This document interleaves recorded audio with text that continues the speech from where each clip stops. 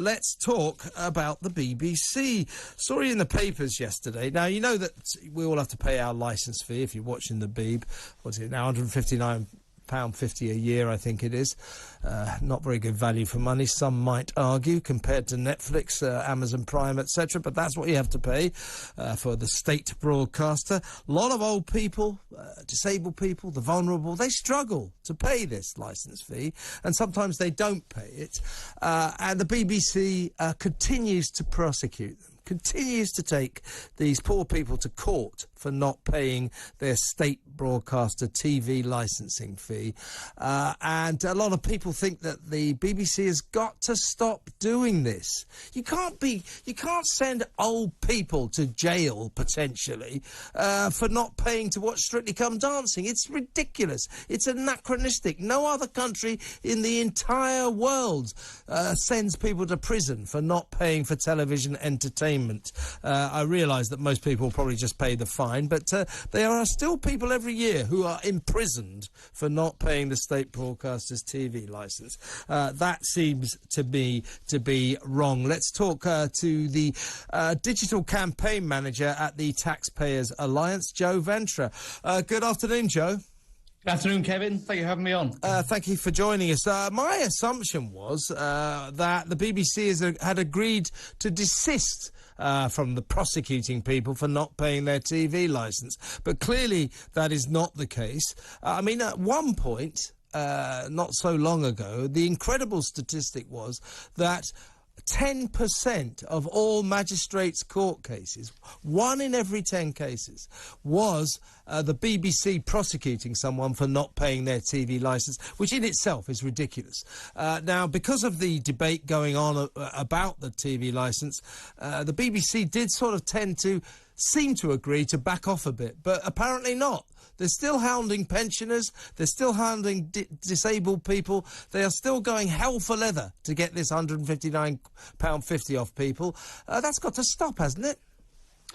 You're absolutely right, Kevin. I think a lot of this debate that we're talking about today has been sparked off by the story of a lady called Jean. You might have seen there was a story in the Times about this lady. She's 72 years old, has a number of health issues, and has essentially been dragged before the magistrates. And, you know, for what? I mean, we're talking about the crime of owning a TV and not giving the BBC its cut-on time. Yeah, it really is draconian, and I think the sad thing is, as we've discussed there, is that Jean isn't alone. Quite literally tens of thousands of people are prosecuted every year for non-payment of this fee. And when you think about it, the fact that it's taken this long for ministers to finally start to talk seriously about reform is pretty shocking. But I think if there's any inkling that the government is going to go soft on this issue again, they really need to take stories like this into account. Yeah, and while negotiations go on to renew the Royal Charter or however the BBC will function in the future, I think a conciliatory gesture on the part of the state broadcaster would be that they cease to prosecute people. Now, the lady you're talking about, Joe, is a lady called Jean Salt. She's a retired piano teacher. She fell ill last summer, got behind on paying her licence. She did it by instalments. She's 72 years old. She spent several months in and out of hospital and was diagnosed with a middle ear infection and labyrinthitis. Fainting and vomiting, she missed her online payments. She was dragged into court by Capita, which manages TV licensing on behalf of the BBC, and you sense that whoever is looking at who gets prosecuted, they're not thinking about individual cases, they're just doing it. This lady doesn't deserve this. No, exactly. It's really cruel when you think about it. And, you know, let's also think about the licence fee in the context of this current cost of living crisis that we're all talking about. And I think this point is really poignant. You know, lots of households across the country will have received their £150 council tax rebate recently in order to help with these spiralling LNG costs. But there'll be some people who quite literally receive the rebate on one day and on the next they're hit with £159 from the BBC. It's pretty gobsmacking when you think about it. And, you know, all in all, a family in that instance would be left £9 worse off. I mean, you know, for those people, reforms that we're talking about here will be too late. But I think it really highlights the urgency of why this hated levy must be scrapped as soon as possible. I've never understood, Joe, why... I lived for a decade in America, and it gives you a sort of slightly different perspective on your home country.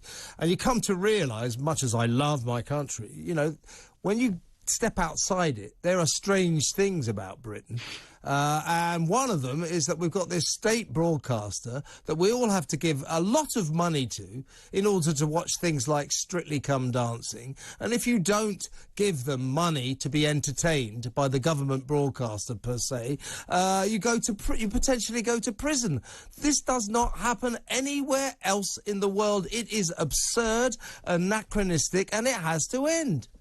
Oh, you're absolutely right. I think you're right to raise the example of America there as well, Kevin. You know, a lot of people will say, oh, you know, without the license fee, we couldn't, you know, show the type of sport that we show or get the type of news coverage that we show. And you look at the plurality of programming in America where they don't have one of these fees. And, you know, you're essentially spoilt for choice with things like sports, news, entertainment. So I think these arguments that we hear from proponents of the license fee, they really are wearing thin. I mean, they were thin decades ago, quite frankly, but at this point, they really are wearing thin with the amount of options that people have in terms of their consumption. And I think holding on to this dreaded levy isn't doing the BBC any favours at this point. Yeah, I mean, strategically, tactically, the BBC, I think, should back away from all of this and get round the negotiating table to see what it can salvage, because that's the situation they're in. They're not going to be able to keep charging us £159.50 at the well, in my view. They should accept this is the modern world. This is the 22nd century. We are not going to be 21st, isn't it? Yeah, there you go. We are not going to be pushed around by a state broadcaster anymore. And so the BBC should understand that it's time to get real and start negotiating down. As I say, I don't think we should be charged anything, but at the very least, the BBC might like to start thinking about a much reduced annual TV licensing fee, because as they're discovering right now, there are too many ways to avoid watching the BBC these days, and an increasing number of people, without breaking the law, don't pay for the TV licence, they just don't watch the BBC, which is self-destructive. Well, exactly, and the government's own report on this has essentially concluded that we're going to get to the point where so many people simply aren't paying the fee that the fee itself would have to rise to a certain ridiculous level that no one would be able to afford. So I think we're reaching a point where the model itself is now fundamentally unsustainable. But the age-old argument that you'll hear from opponents of reform is that there's no viable alternative model, but we know that simply isn't the case. What we suggest at the Taxpayers Alliance is that you take the core BBC services, which, you know, let's say serve public interest, and you fund these through a small sort of central government grant, and then you sell off the remaining portions of the BBC for market value. And that could raise somewhere in the region of £2 billion. Yes, I mean, what is it that the BBC worries about the commercial world? I mean, I know what it is. They fear that they will not be able to compete, that they do not actually have the ability to commercially compete, because years of being cosseted by public funding, they've lost that edge. And they still, as an organisation, because they don't have the commercial imperative, they don't mind putting out a programme that they know no one will watch. Whereas I think they should have to mind that. They should have to understand what the notion of failure is, like ITV has to, like Channel 4 has to, like Channel 5 has to, like all the other channels. It would actually be good for the BBC to be in there commercially competing, as opposed to just being cushioned by our money, £3.7 billion every year, and not having to worry about producing great programmes in order to survive. Well, that's right. You know, if you look how the BBC competes in the commercial market, this is where you really see the element of unfairness begin to show with the licence fee. You know, as you mentioned, there entities like ITV or Netflix or even talkTV have to make their revenue from their viewership.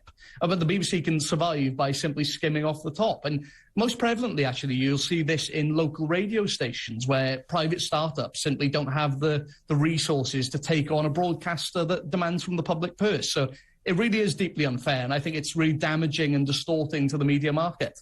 I feel that at the BBC, a lot of her senior figures are realising that there's a kind of fiddling while Rome burns element to what's going on right now. Hence, this exodus of big-name presenters who have gone off to the commercial centre. I think they have spotted that the BBC dream is hurtling towards the end.